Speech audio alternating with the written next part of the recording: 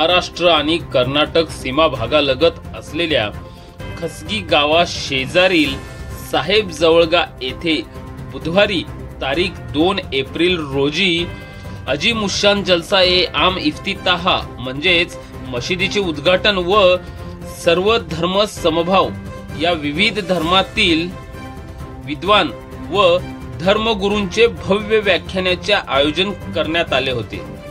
यावेळी कार्यक्रमाच्या अध्यक्षस्थानी लातूर येथील मक्का मशिदीचे इमाम हजरत मौलाना मुस्तफा साहब मजाहिरी हे होते, तर प्रमुख व्याख्याते म्हणून लिंगायत धर्मगुरू कोरणेश्वर स्वामी, अभिनव शिवलिंग महास्वामी, बौद्ध धम्माचे विचारवंत बेलगमी येथील अमरज्योती भंते हे होते।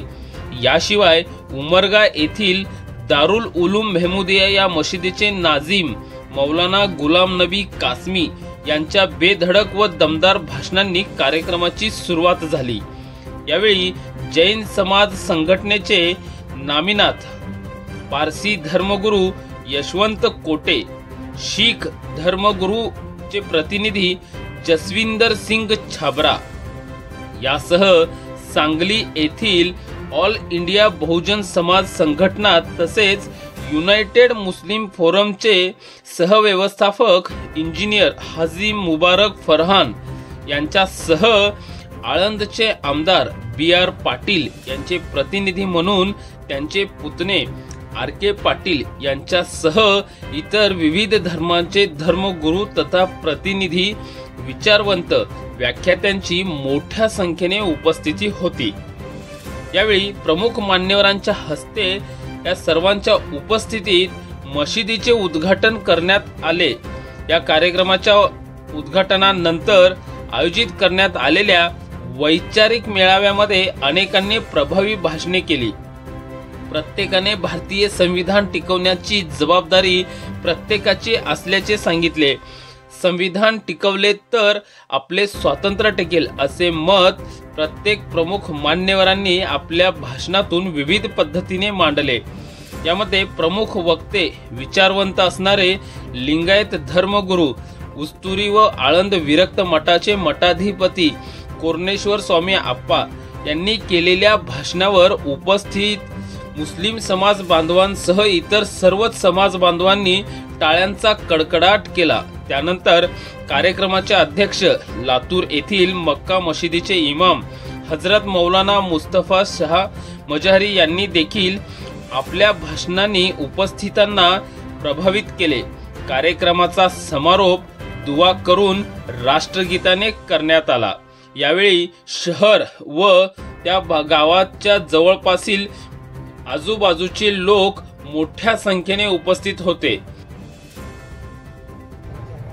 आज का ये मंच जो सजाया गया है जामा मस्जिद साहेब जवलगा जी के इफ्तिताह के उन्वान से और उसके साथ सभी धर्म सम्मेलन एकता का पैगाम देने के लिए ये स्टेज सजाया गया है। मल्लिकार्जुना ನಿಮ್ಮ ಹೆಸರಿಟ್ಟ ಗುರು ಬಸವಣ್ಣಯ್ಯ महामानवतावादी महात्मा बसवಣ್ಣ, बुद्ध महावीर,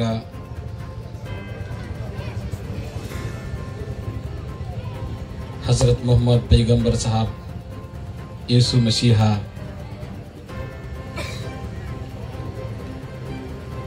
गुरु नानक जी, छत्रपति शिवाजी महाराज, महात्मा ज्योतिराव फुले, हजरत टिप्पू सुलतान,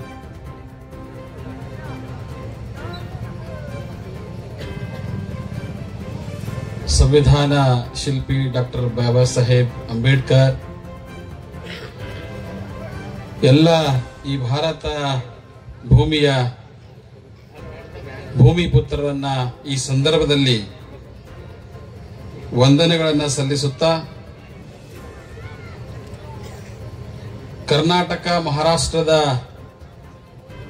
ಗಡಿ ಪ್ರದೇಶದ ಗ್ರಾಮವಾಗಿರುವ ಜೋಳಗ ಜೆ ಗ್ರಾಮದಲ್ಲಿ ನೂತನವಾಗಿ ನಿರ್ಮಿಸಿದ ಜಾಮಿಯಾ ಮಸ್ಜಿದ್ ಈ ಪ್ರಾರ್ಥನೆ ಕೇಂದ್ರದ ಒಂದು ಉದ್ಘಾಟನೆ ಸಮಾರಂಭ ಹಾಗೂ ಸರ್ವಧರ್ಮ ಸಮ್ಮೇಳನ ಕಾರ್ಯಕ್ರಮದ ಪ್ರಮುಖರಾಗಿರುವಂತಹ ಲಾತೂರಿನ ಇಮಾಮರಾದ ಮಕ್ಕಾ ಮಸ್ಜಿದ್ ಲಾತೂರಿನ ನಮ್ಮ ಮುಸ್ಲಿಂ ಧರ್ಮದ ಪ್ರಮುಖ ಗುರುಗಳಾಗಿರ್ತಕ್ಕಂತಹ ಮೌಲಾನಾ ಮುಸ್ತಾಫಾ ಸಾಹೇಬ್ ಮಜಹೀರ್ ಅವರಿಗೆ ಮತ್ತು ನಮ್ಮ ಜೊತೆಗೆ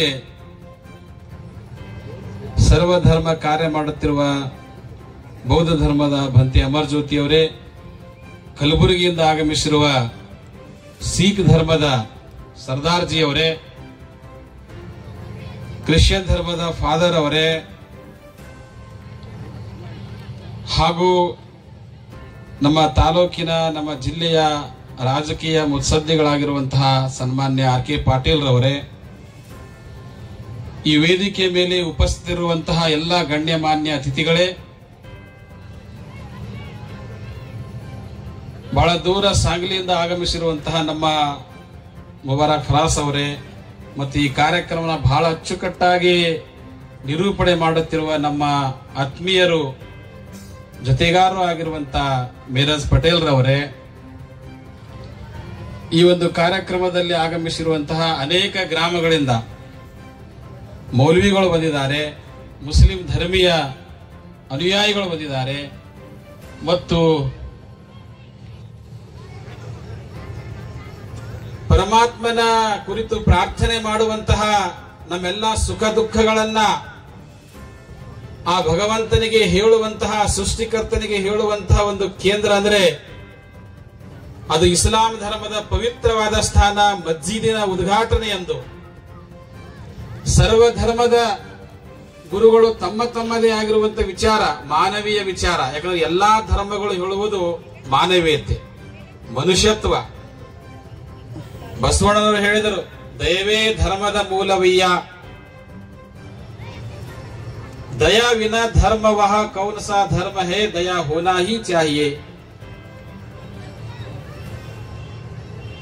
दयाहीनों को कभी न चाहता है ಕೂಡಲ ಸಂಗಮ ದೇವ. ದಯವಿಲ್ಲದ ಧರ್ಮ ಅದಾವುದಯ್ಯ, ದಯವಿರಬೇಕು ಸಕಲ ಪ್ರಾಣಿಗಳಲ್ಲಿ, ದಯವೇ ಧರ್ಮದ ಮೂಲವಯ್ಯ. सारे धर्म का जो सार है वो मानवता है, दया है, प्रेम है, करुणा है, भाईचारा है. हमारा संविधान भी वही कहते हैं, समता, स्वतंत्रता, बंधुता और सामाजिक न्याय.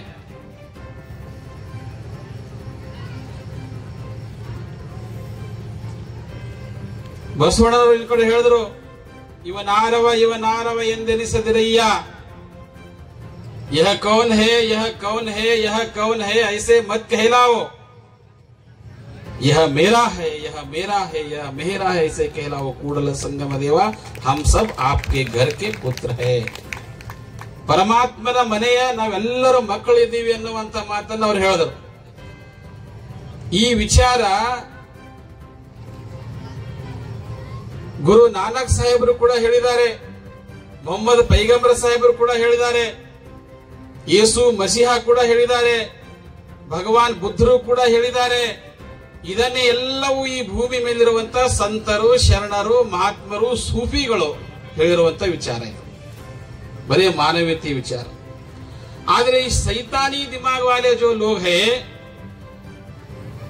ये बांटने का काम करते हैं और सभी महापुरुषों ने जोड़ने का काम किया, मानव को मानवता से जोड़ने का काम किया.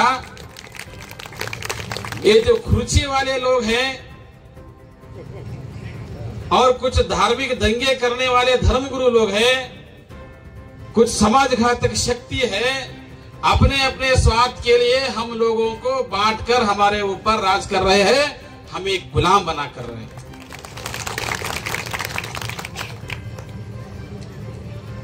ನಾವು ಯಾವಾಗ ಜಾಗೃತ ಆಗೋದು, ಕೇವಲ ಸರ್ವಧರ್ಮ ಗುರುಗಳ ಸಮ್ಮೇಳನ ಮಾಡಿ ಸಭೆಯೊಳಗ ನಾವೆಲ್ಲರೂ ಒಂದೇ ಅಂತ ನಾವೇನು ಹೇಳ್ತೀವಿ, ಇದು ಪ್ರಾಕ್ಟಿಕಲ್ ಅಲ್ಲ. ಈ ಕಾರ್ಯಕ್ರಮ ಮುಗಿಸೋಡು ನಾಳೆ ಹೋಗಿ ನನ್ನ ಜನಗಳ ಜೊತೆಗೆ ಇಸ್ಲಾಂ ಧರ್ಮದ ಬಗ್ಗೆ ನಾನು ಏನು ಹೇಳ್ತೀನಿ ಅನ್ನೋದು ಇದು ಪ್ರಾಕ್ಟಿಕಲ್ ಆಗಿದೆ.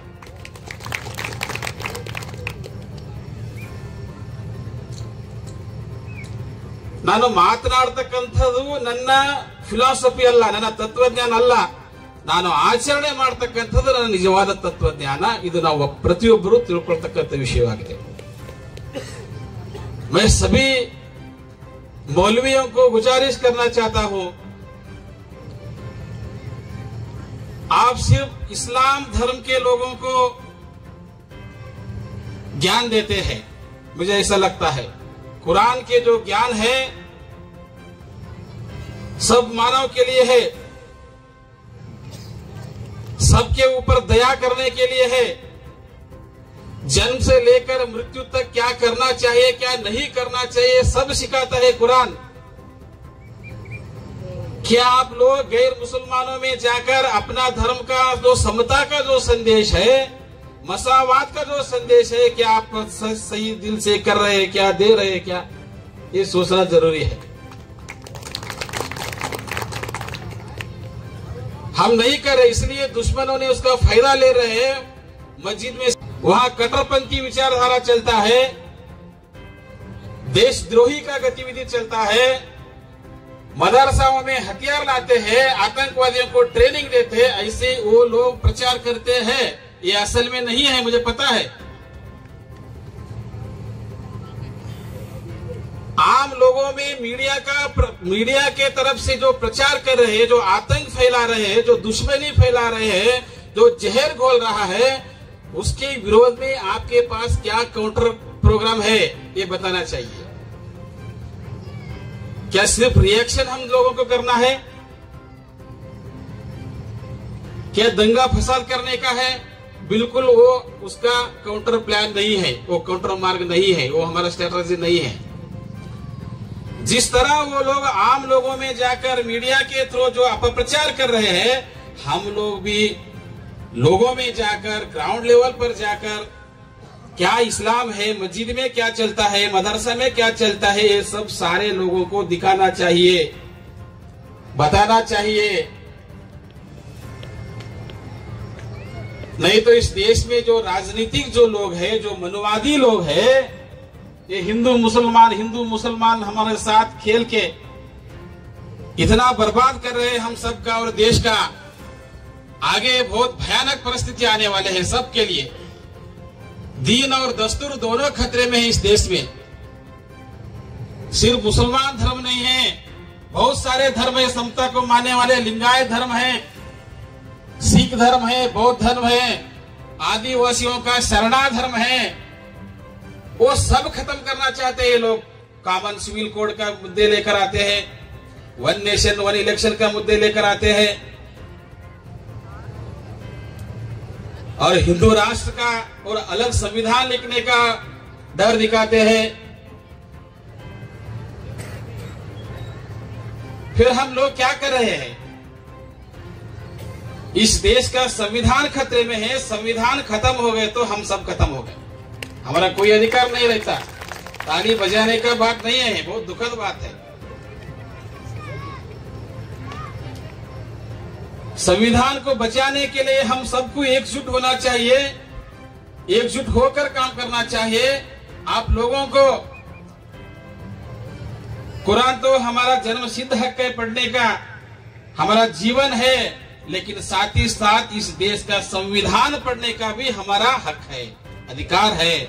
और हम सारे धर्म का जो रक्षण करने का जो काम करता है वो संविधान करता है. यदि बाबा साहब का संविधान खत्म हो गया, हम अपने धर्म का आचरण हम नहीं कर सकते हैं. इसलिए सिख धर्म, जितने भी माइनॉरिटी रिलीजन है, जैन धर्म है, सिख धर्म है, क्रिश्चियन धर्म है, बौद्ध धर्म है, लिंगायत भी एक अलग धर्म है. जो माने न माने सही में है, एक देव उपासना है. वहां जात पात का ऊंच नीच का भेदभाव वहां नहीं है. 1200 सदी में महात्मा बसवण्णा सभी प्रकार का भेदभाव मिटाकर मानवता के आधार पर उन्होंने धर्म का निर्माण किया. वो भी पैगंबर ही है बसवण्णा. उन्होंने समता का संदेश दिया. लेकिन हम लोगों को वो समझ में नहीं आ रहे हैं। मुस्लिम समझते जितने भी मुसलमान छोड़ के जितने भी इस देश में रहते हैं वो सब हिंदू है। ये गलत फहमी है आपका।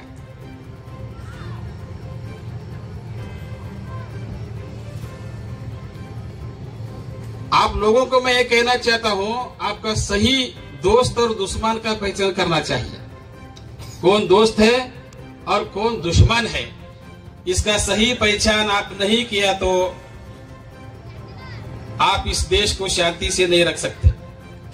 इसलिए साथियों, मैं ये कहना चाहता हूं, जो हो रहा है देश भर में, जो मजहबी द्वेष जो बढ़ा रहे हैं, हम पूरा उत्तर भारत का जो नजारा हम देख रहे हैं, और पूरे के पीर पूरे बिके हुए जो गोदी मीडिया है, वो जो आतंक फैला रहे हैं, ये सब सारे बात को समझकर हम लोगों को क्या करना चाहिए, किस तरह हमको एकजुट होना चाहिए, एकजुट होकर किस तरह हमको लड़ना चाहिए, ಈ ಎಲ್ಲ ಮಾತುಗಳನ್ನ ನಾವೆಲ್ಲರ ಅರ್ಥ ಮಾಡ್ಕೊಂಡು ನಡೆದಾಗ ಈ ಸರ್ವಧರ್ಮ ಸಮ್ಮೇಳನ ಮಾಡೋದಕ್ಕೆ ಸಾರ್ಥಕ ಆಗ್ತೈತಿ.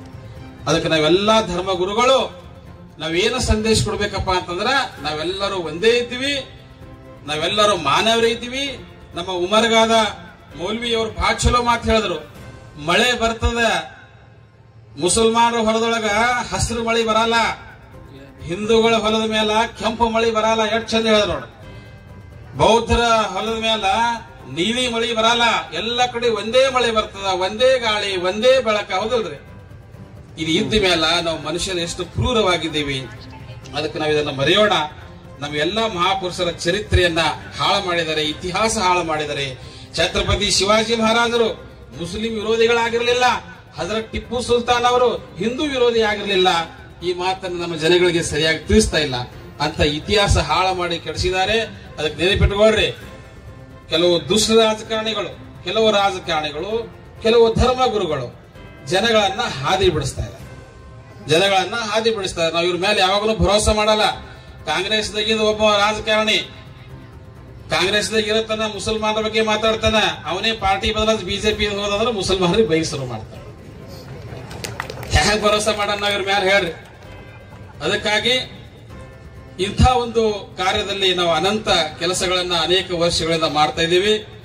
सुमारू 20-25 साल से मैं सारे धर्म के लोगों को साथ लेकर, जो भी जागरूक लोग हैं, धर्म के अंधभक्त नहीं, जो जागरूक है उनके साथ मिलकर हम काम कर रहे हैं. जो सांगली से मुबारक फराज साहब आए हैं, 2012 में मिरज में हमने लिंगायत महाअधिवेशन रखा राष्ट्रीय. बहुत सारे हमारे मुस्लिम भाइयों ने हमें साथ दिया, जैन भाइयों ने हमें साथ दिया. सब लोग मिलकर वो कार्यक्रम हम लोगों ने वहां करके एक शांति का, एकता का हम लोगों ने संदेश दिया था. ಇಂಥ ಒಂದು ಕಾರ್ಯ ನಮ್ಮ ಕರ್ನಾಟಕ ಮಹಾರಾಷ್ಟ್ರ ಬಾರ್ಡರ್ ನಾವು ಮಾಡೋಣ. ಈ ನಮ್ಮ ಜಮೀನ್ ಭೂಮಿ ಏನಿದೆ, ಇದು ಶರಣರ ಭೂಮಿ, ಇದು ಸಂತರ ಭೂಮಿ, ಇದರ सूफीಗಳ भूमि. आखिर में एक ही बात मैं कहना चाहता हूं आप सबको, आप लोग सूफीज्म मत छोड़ो, सूफीज्म आगे बढ़ाओ. सूफीज्म में भाईचारा है. सूफीज्म के सभी सूफी संतों ने सबको जोड़ने का काम किया, भाईचारा का संदेश दिया, सबको गले लगाया. ऊंच नीचता, अस्पृश्यता सब मिटा डाला उन लोगों ने. उनका जो परंपरा है, विचारधारा मुसलमान भूल रहे हैं. मुझे ऐसा लगता है वो आगे लेके जाना जरूरी है. सूफीज्म को बढ़ाना चाहिए, तभी इस देश में भाईचारा का स्थापना हो जाता है. साथियों, ಎಲ್ಲರಿಗೂ ಧನ್ಯವಾದಗಳು. ಸಮಯದ ಅಭಾವ ಇರೋದ್ರಿಂದ ನಾನು ಹೆಚ್ಚಿನ ಸಮಯ ತೆಗೆದುಕೊಳ್ಳಲಿಲ್ಲ. ಇನ್ನೊಮ್ಮೆ ಎಲ್ಲರಿಗೂ ಧನ್ಯವಾದಗಳು. ಜೈ ಭಾರತ, ಜೈ ಸಂವಿಧಾನ. तो मैं दो बातों पर अपनी बात खत्म कर दूंगा. पहली बात तो मजहब की है, और दूसरी बात मस्जिद के बनने के बाद मुसलमानों की जिम्मेदारी क्या है. अब तक जितने बयानात हुए मजहब के बारे में हुए, और सच्ची बात यही है कि जितने मजहब हैं, सारे मजहब अखलाक का हुक्म देते हैं. कोई मजहब बदअखलाकी का हुक्म, और जो बदअखलाकी का हुक्म देता है वो मजहब ही नहीं कहलाता है. इसी तरह सारे मजहब में एक बात है, वो है रहम, दूसरों पर मेहरबानी करना, हर मजहब में। यहाँ तक कि इस्लाम ने भी इसी का हुक्म दिया। हमारे पैगंबर हजरत मोहम्मद सल्लल्लाहु अलैहि वसल्लम ने फरमाया, अर्राहिमून यरहमुहुमुर रहमान, जो दूसरों पे रहम करने वाले हैं उन पर रहमान यानी अल्लाह भी रहम फरमाता है। इरहमू मन फिल अर्ज़, रहम किसके साथ करना चाहिए? तो आपने फरमाया जमीन वालों पर रहम करो। इरहमू मन फिल अर्ज़ यरहमुकुम मन फिस समा, तुम जमीन वालों पर रहम करो, आसमान वाला तुम पे रहम करेगा। अब जमीन वालों में सिर्फ मुसलमान ही नहीं है, यानी तमाम इंसान, तमाम जानवर, चरिंद परिंद दरिंद, जिसमें भी जान है वो जमीन पे रहते हैं। हमारे नबी का पैगाम है कि जमीन वालों पे रहम करो, आसमान वाला तुम पे रहम करेगा। दूसरों पे रहम इंसान कब करता है? उस वक्त जब उसकी नीयत साफ हो। अगर उसमें स्वार्थ आ जाए यानी मैं पना आ जाए तो इंसान दूसरों पे रहम नहीं खाता। इसी वजह से देखो, जो बादशाह गुजरे हैं या जो राजा गुजरे हैं जिन्होंने दूसरों पे रहम किया, स्वार्थ इंसान को दूसरों पे रहम करने से रोक देता है। कोई नहीं चाहता मेरे सामने दूसरा बड़ा हो जाए। इसका स्वार्थ, इसकी अपनी खुदी इंसान को दूसरों पे रहम करने से रोकती। इसी तरह से इंसाफ, दूसरों के साथ इंसाफ वही कर सकता है जिसके दिल में खुदा का खौफ होता है। अलैहिस्सल्लाहु बिअहकमिल हाकिमीन, दुनिया के इंसाफ करने वालों, अगर तुमने इंसानों को इंसाफ नहीं दिया तो एक आखिरी अदालत और है, वो है तमाम बादशाहों का बादशाह, तमाम हाकिमों का हाकिम, वो है अल्लाह।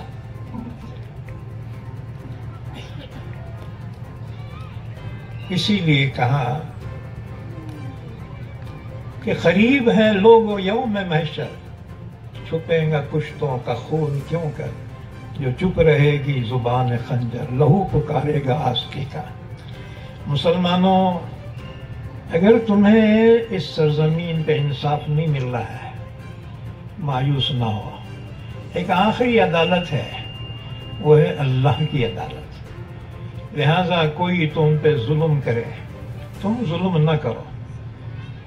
अगर तुमको कोई तुम्हारा हक न दे, मायूस न होना। अगर दुनिया की अदालत इंसाफ न दे सके, आखिरी अदालत तो अल्लाह की।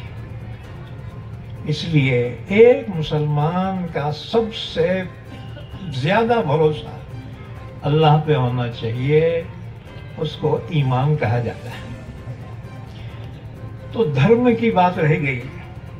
सवाल ये है कि ये एक धर्म वाले दूसरे धर्म वालों से प्यार मोहब्बत क्यों नहीं करते?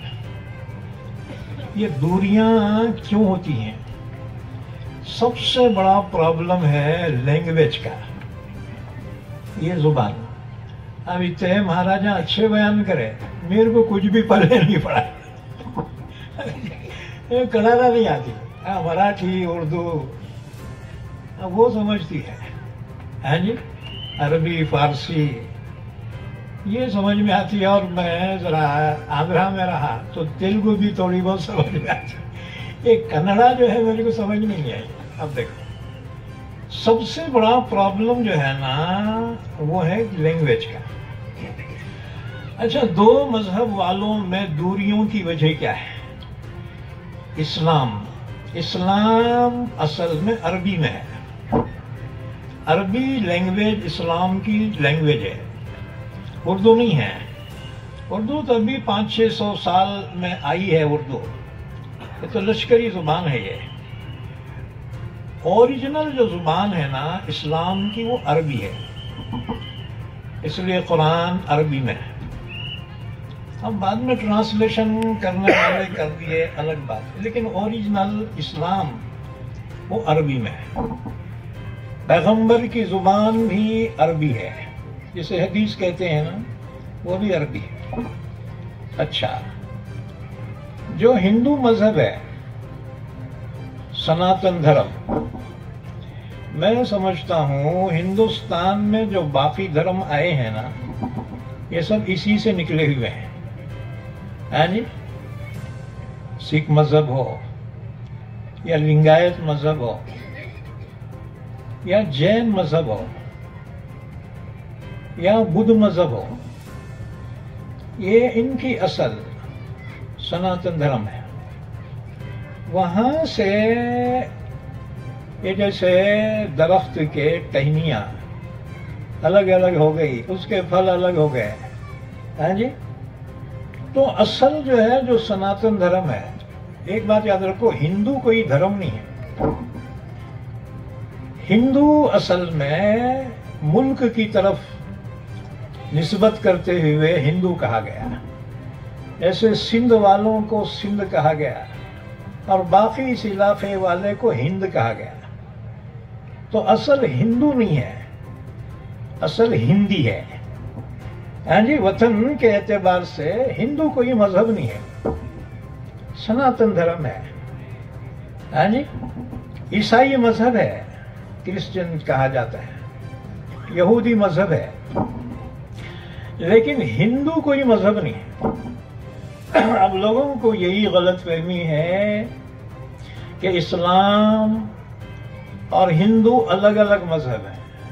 ना, हिंदू कोई मजहब नहीं है, असल में वतन हिंद की तरफ इसको निस्बत की गई है। तो असल में हिंदू नहीं है, हिंदी है। और गलतफहमी यह है कि मुसलमान हिंदू नहीं है, मुसलमान तो हिंदी है। हैं जी, हिंदू कोई मजहब नहीं है, असल हिंदी है। और जाहिर बात है कि जितने मजहब हिंदुस्तान में हैं, इस सरजमीन से निस्बत होने के एतबार से सब हो गए हिंदी। हाँ जी, इसीलिए शायर ने कहा, मजहब नहीं सिखाता आपस में बैर रखना, हिंदी है हम, वतन है हिंदुस्तान हमारा। यही बात समझ में। बहरहाल असल में जो झगड़े होते हैं ना, वो गलत फहमियों से होते हैं। अच्छा, दूसरी बात, जितने हिंदू हैं ना, उनके मजहब की जुबान है संस्कृत। है नी?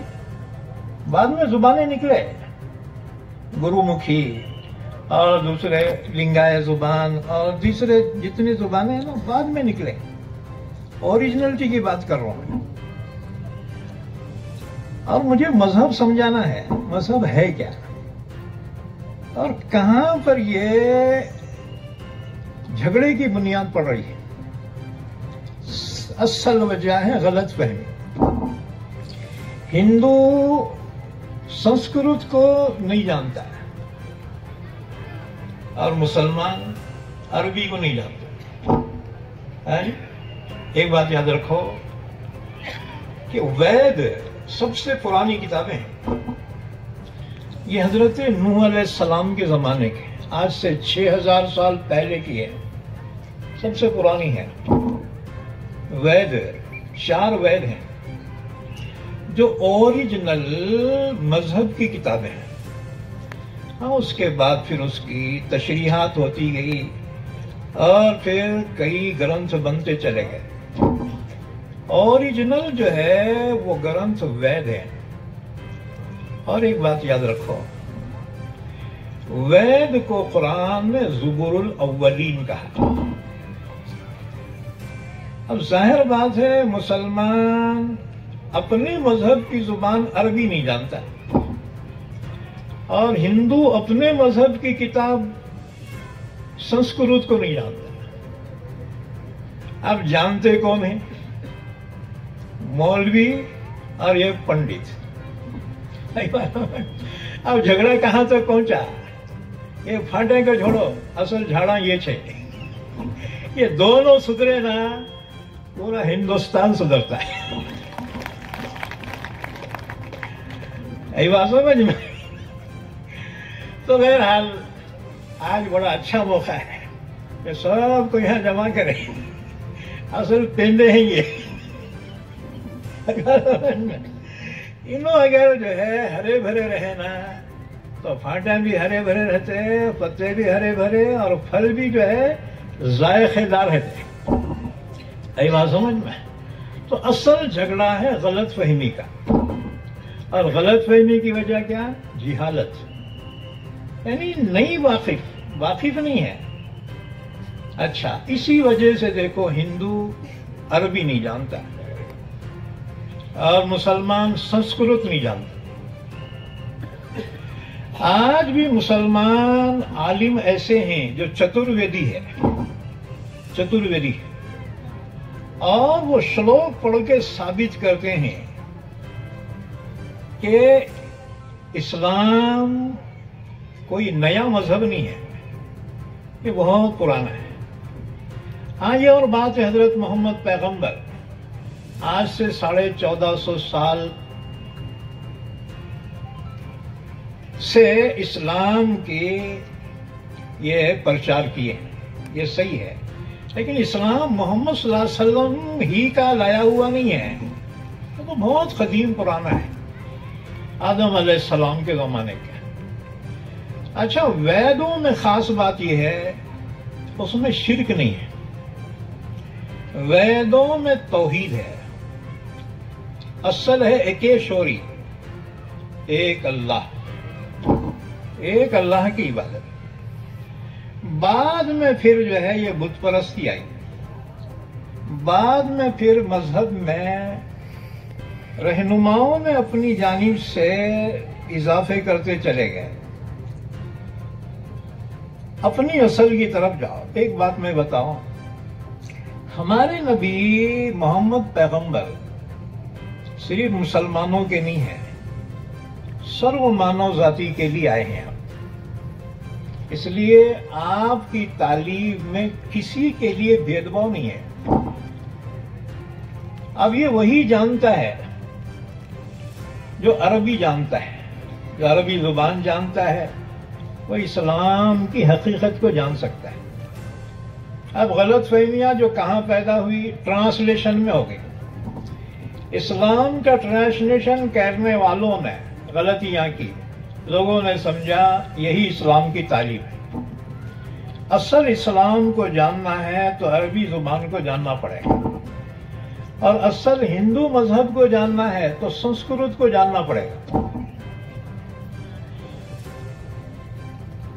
اب میں تمہیں ایک بات بتاؤں، مسلمانوں کو اس زمانے میں ملش کہا جاتا تھا. زبان کی ڈیفرنس سے حقیقت نہیں بدلتی، یاد رکھو. اب گاؤں کے نام ہے. اب بعض ایسے لوگ آتے دوسرا کام آج نہیں، گاؤں کے نام بدل دے. گلبرگے کا کلبرگی، بمبئی کا ممبئی. ابھی دوسرے بہت کام ہے تمہارے کو.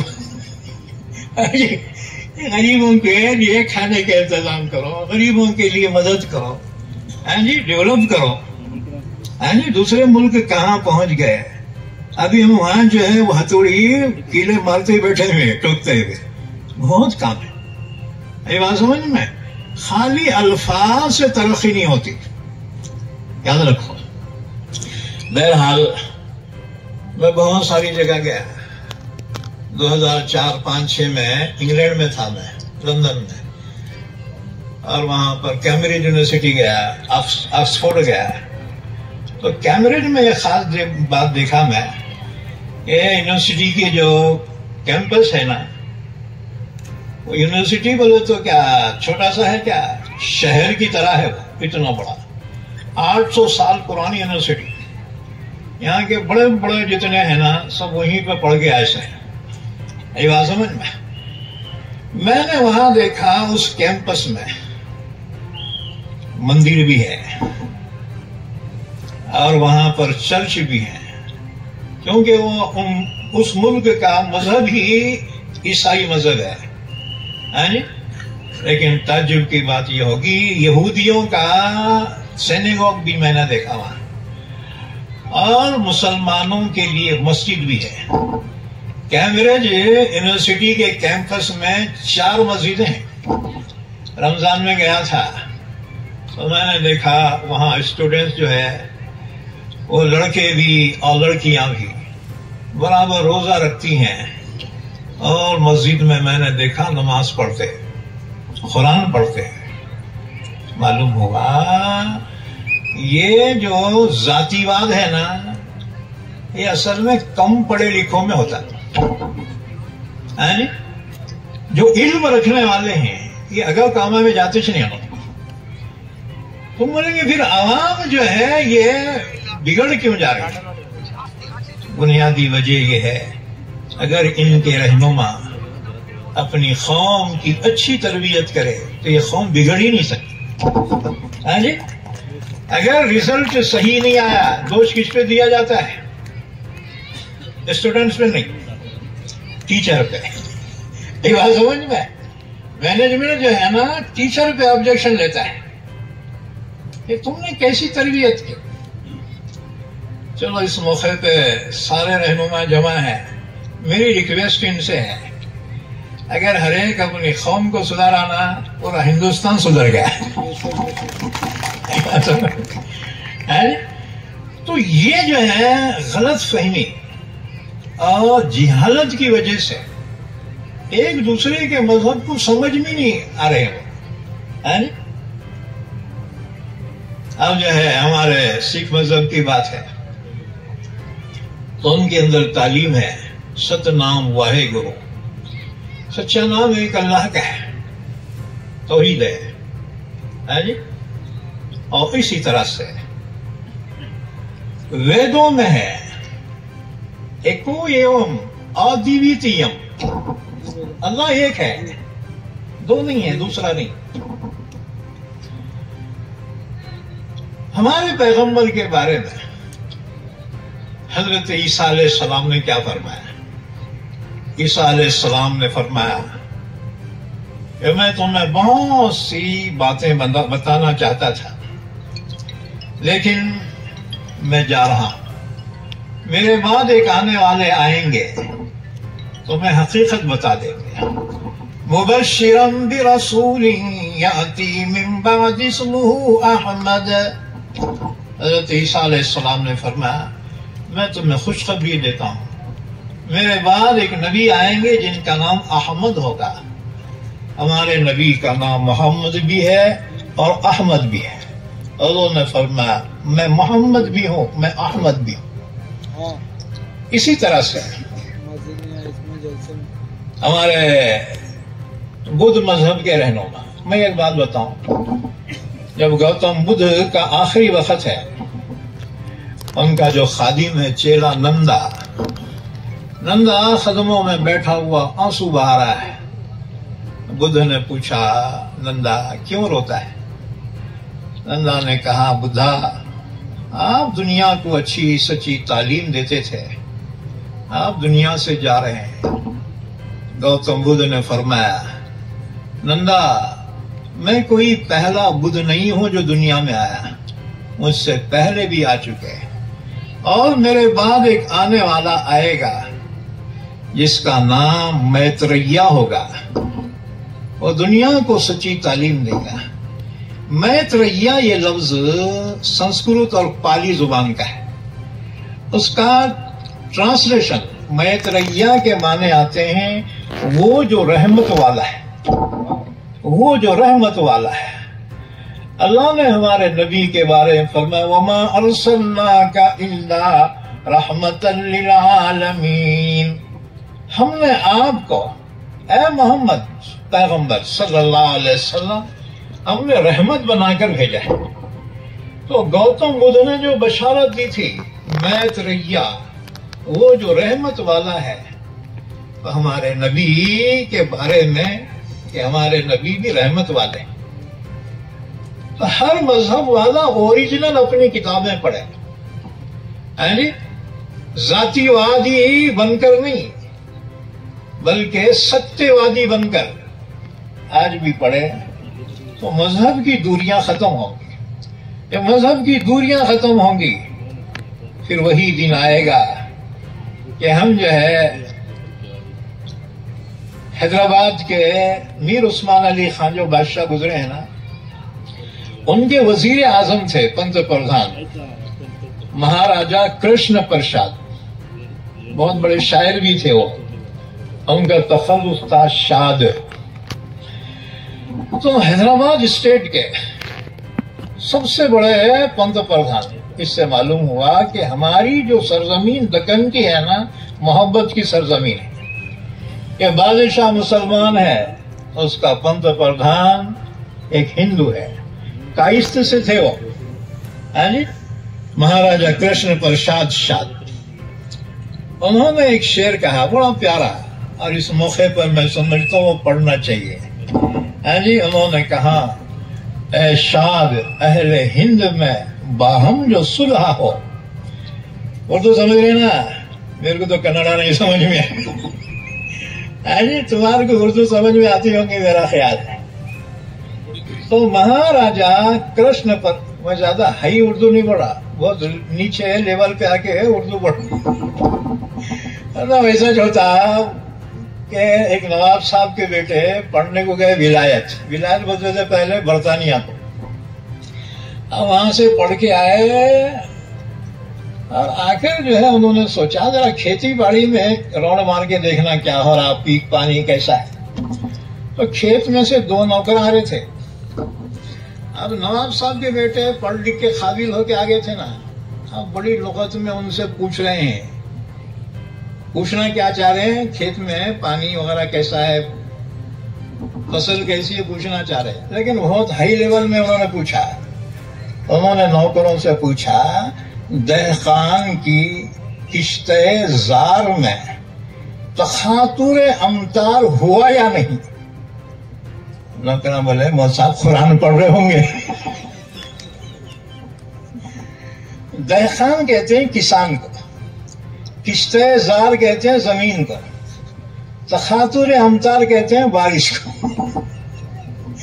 अब उत्ते लोगों में पूछो, दहकान की किश्ते जार में तखातुर अमतार हुआ या नहीं? नौकरा बोले, मौलवी साहब कुरान पढ़ रहे होंगे। हमारा वैसे ही मामला है। ये दूरियां एक दूसरे को न समझने की वजह से। और दूसरी बात, हर मजहब वाला अपने मजहब को पढ़ता कम है, बस जिसने जो कहा और उसी को सही समझता है। ओरिजिनलिटी किताबों में पढ़ो, है जी। जैसे तुम दुनिया की तालीम हासिल कर रहे हो ना, डॉक्टर बन गए, लॉयर बन गए, इंजीनियर बन गए, जरा अपने मजहब की भी किताबें पढ़ो। हर एक को अपने मजहब पढ़ना चाहिए। यही बात समझ में? अपना मजहब जब तक नहीं पढ़ेंगे ये गलत फहमियां दूर नहीं होती।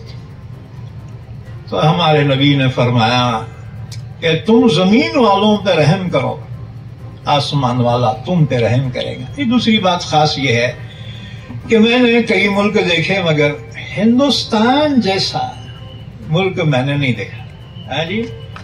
यहां पर हमारे बचपन ही से हमारी घुट्टी में मोहब्बत डाली गई, है जी। तो महाराजा कृष्ण प्रसाद शाद ने कहा था, ऐ शाद अहले हिंद में बाहम जो सुलह हो, हर शब शबे कदर हो, हर रोज रोज ईद। इत्तेहाद का इससे बढ़कर कोई तर्जमा नहीं हो सकता। ऐ शाद अहले हिंद में बाहम जो सुलह हो, हर शब शबे कदर हो, हर रोज रोज ईद। تو آج ضرورت ہے ایک دوسرے کو سمجھنے کی.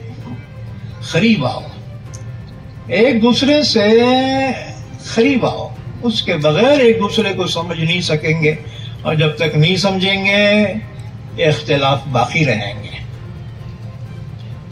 اس کو میں عرض کر رہا تھا, ہندوستان ایک ایسا ملک ہے کہ اتنے زیادہ مذہب کسی ملک میں نہیں ہے. چائنا میں بھی نہیں ہے, امریکہ میں بھی نہیں ہے. جتنے ملک یہاں ہندوستان میں. علامہ اقبال گزرے ہیں, شاعر مشرق. انہوں نے ہندوستان کے بارے میں کہا تھا, چشتی نے جس زمین پر پیغام حق سنایا. خواجہ معین الدین چشتی رحمت اللہ علیہ. چشتی نے جس زمین میں پیغام حق سنایا, نانک نے جس چمن میں وحدت کے گیت گایا, تاتاریوں نے جس کو اپنا وطن بنایا. اچھا خال بات ہندوستان کی ہے, جو بھی باہر سے آیا نا انہیں واپس گیا سے نہیں, میں یہاں سے رہتا ہوں. کیا اس میں میگنیٹ ہے اس سرزمین میں, جہاں جو بھی آیا وہ یہیں کا ہو گیا. تو میں بتاؤں, آری آئے بہت پہلے, 4000 سال پہلے. آرین جو برہمن ہے نا, یہ ان کے پرکھے ہیں. یہ آج سے 4000 سال پہلے آئے. اچھا ان سے پہلے دراویڑ آئے. ہندوستان کے نہیں ہیں یہ سب باہر سے آئے. اچھا, اور 1500 سال پہلے ہم آئے. میں کہتا ہوں بھئی یہاں سب کرایہ دار ہے. آپ قبضہ کر کے بولے میں مالک ہوں, تو نکل. فرق اتنا ہے, کوئی پہلے آیا کوئی بعد میں آیا, ہے تو سب کرایہ دار. ہندوستان کے اصل مالک کہاں ہیں؟ جنگلوں میں ہیں, آدی واسی. اصل ہندوستان کے جو مالک ہیں وہ تو جنگلوں میں ہے ابھی بھی, اور باقی جو کرایہ دار ہیں تو بولے میرا تیرا بھی ہوں گا, ہمارا بھی ہے. ٹھیک ہے, تیرے 4 کمرے, ہمارا ایک تو بھی ہوں گا نہیں. اس لیے ایک بات یاد رکھو, یہ ملک سب کا ہے اور اتنا پیارا ہے, جو یہاں کا آیا نا یہیں کا ہو کر رہ گیا ہے. بہرحال مجھے زیادہ عرض نہیں کرنا تھا, بس یہ علامہ اقبال کے اشعار سناتا ہوں میں. اس ملک کی گنگا جمنی جو تہذیب ہے, گلہائے رنگا رنگ سے ہے زینت چمن, اے ذوق اس جہاں کو ہے زیب اختلاف سے. اگر باغ میں ایک ہی قسم کے پھول آ رہے, اچھا دکھتا کیا جی؟ آپ باغ میں چلے گئے, چمن میں خالی گلاب ہی گلاب ہے, لال ہی لال, اچھا دکھتا کیا؟ نہیں. کسی باغ میں گئے پورا چمیلی چمیلی ہے, اچھا نہیں دکھتا. جس باغ میں ہر قسم کے پھول ہوں وہ باغ چمن کہلاتا ہے. گلہائے رنگ رنگ سے ہے زینت چمن, اے ذوق اس جہاں کو ہے زیب اختلاف سے. تو ایسی گنگا جمنی تہذیب کہ انیکتا میں ایکتا, تو ہندوستان کی خصوصیت ہے. تو علامہ اقبال کہتے ہیں, چشتی نے جس زمین میں پیغام حق سنایا, نانک نے جس چمن میں وحدت کا گیت گایا, تاتاریوں نے جس کو اپنا وطن بنایا, جس نے حجازیوں سے دشت عرب چھڑایا. یہاں عرب بھی آئے, منگول بھی آئے, مغل بھی آئے, اور جی ہما قسم کی قومیں یہاں آئی اور یہیں کے ہو کے رہ گئے. ارے جاؤ نا رے بھائی, کیسا جاتے اس کو چھوڑ کے جانے کوئی بھی تیار نہیں ہے. اب لوگ بولے تم یہاں کے نہیں ہے, تم وہاں کے ہے, چل جاؤ. تو بھی کرایہ دار, ہم بھی کرایہ دار بیٹے, جانے گے تو ہمیں کیوں جانا. تو یہ بات میں جو عرض کر رہا ہوں, ہسٹری سے عرض کر رہا ہوں.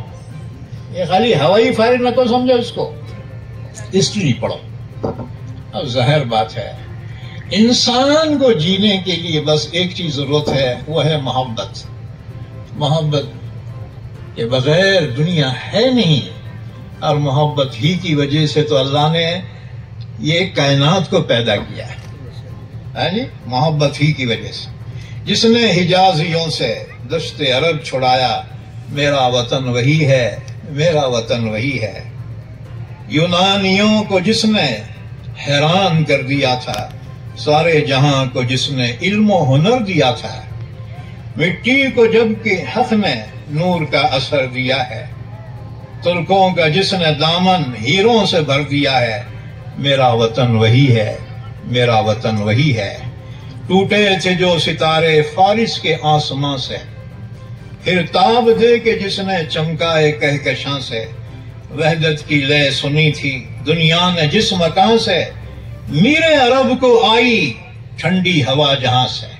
हमारे पैगंबर को हिंदुस्तान से ठंडी हवा आई थी, मीरे अरब को आई ठंडी हवा जहां से, मेरा वतन वही है, मेरा वतन वही है। वंदे कलीम जिसके पर्वत जहां के सेना, नूहे नबी का आकर ठहरा जहां सफीना, रफ़ायत है जिस ज़मी की बामे फलक का जीना, जन्नत की जिंदगी है जिसकी फिजा में जीना, मेरा वतन वही है, मेरा वतन वही है। इस वतन हिंदुस्तान में हर किस्म की तहजीब, हर किस्म के मज़ाहिब, हर किस्म के ख्यालात वाले जिस खुशी के साथ जिंदगी गुजार रहे हैं, मैंने दुनिया के किसी मुल्क में नहीं देखा है जी।